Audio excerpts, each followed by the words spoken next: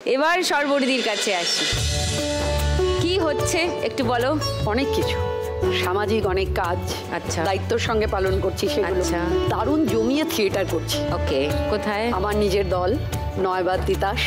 নতুন আরও কিছু থিয়েটার হচ্ছে, যেমন গত 26শে জুলাই আমরা করলাম চৌরঙ্গীর ফ্লাওয়ার বলে একটা নাটক, যেটা একদম যে চৌরঙ্গিতে ধর্মতলায় যে বাচ্চারা ফুল বিক্রি করে, লজেন্স বিক্রি করে এবং তাদের যে একটা নেক্সাস কাজ করে, তাদের দিয়ে কাজ করানো হয়, তাদের জীবন কেমন। এবং এই নাটকটা একটা ছোট গল্প থেকে, যে গল্পটা লেখা রাজ্যপাল সিভি আনন্দ বোসের, আচ্ছা, এবং ওনার গল্পকে আমাদের দিয়েছিলেন।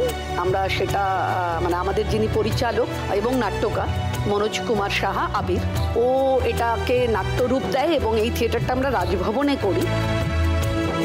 তো থিয়েটারটা জমজমাট হচ্ছে। সামনেই আমাদের একটা থিয়েটার ফেস্টিভ্যাল, সেটাও খুব একটা উত্তেজনা কাজ করছে। 9খানা নতুন নাটক, 9খানা দলের, ফলে এই সব মিলিয়ে থিয়েটারটা খুব জমজমাট। টেলিভিশন করছো না?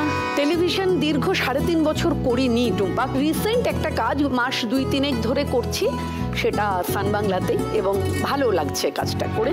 আমি জানি না এই খেলাটা তুমি দেখার সময় সুযোগ আমি পাও কিনা। আমি কিছুদিন আগে তোদের একটা এপিসোড দেখেছি, যেখানে একজন ধূপ বিক্রেতা স্ত্রী এসেছিলেন এবং ওনার একটা দুঃখ ছিল যে ওনাকে বিয়ের সময় বোধহয় কেউ একটা মানে ধূপ বিক্রি করে, এবং তিনি প্রতিজ্ঞা করেছিলেন যে আমি আমার স্বামীর পাশে এইভাবে দাঁড়াবো। তিনি এখন বিশাল টাকার টার্নওভারের ব্যবসাদার বোধহয়, হ্যাঁ, হাওড়াতে। আমি ওই এপিসোড, এবং আমি তোকে একটা কথা বলি, সেটা যে ক্যানিং এর একজন একটি মেয়ে আমার বিভিন্ন সামাজিক কাজের জন্য তো আমাকে গোটা দক্ষিণ 24 পরগনা দৌড়তে হয়, তো মাছ বিক্রি করে। তো সেই মেয়েটা আমাকে বলেছিল যে ও দিদি, আমরা লক্ষ্মী লাভে তোমাকে কেন দেখতে পাই না। মানে ওরা তো বোঝে না, ওরা ভাবে যে আমি চাইলে, তাহলে বাবা আমি নিশ্চয়ই কোনো একদিন যাব। আমি ক্যানিং এর ওই বোনটাকে বললাম যে আমি কিন্তু লক্ষ্মী লাভে এসেছি, জিতবো কি জিতবো না জানি না, কিন্তু এসেছি, খেলছি, ভালো লাগছে।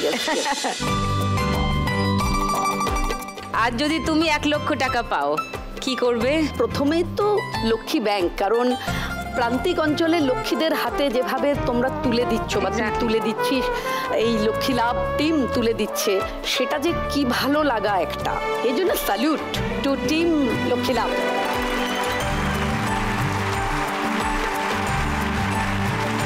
আর আমার সামনেই যে নাট্যোৎসবটা আছে, সেটা নিয়ে আমার টিম, মানে আমার নাটকের দল, আমার দলের পরিচালক, আমার দলের সভাপতি, আমার দলের যারা সদস্য, তারা খুব দুশ্চিন্তায় আছে। কারণ এখনো তো থিয়েটারকে সেভাবে কেউ স্পন্সর করে না।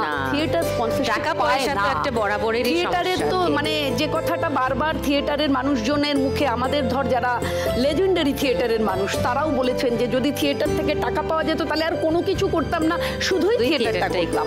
তো এটা তো খুব দুঃখের, আমরা যারা থিয়েটার কর্মী, নাট্যকর্মী। তো আমার ইচ্ছে যে যদি আমি পাই, তাহলে আমার বাকি 50টা আমি আমার নাট্যোৎসবকে ডোনেট করি। নাইস।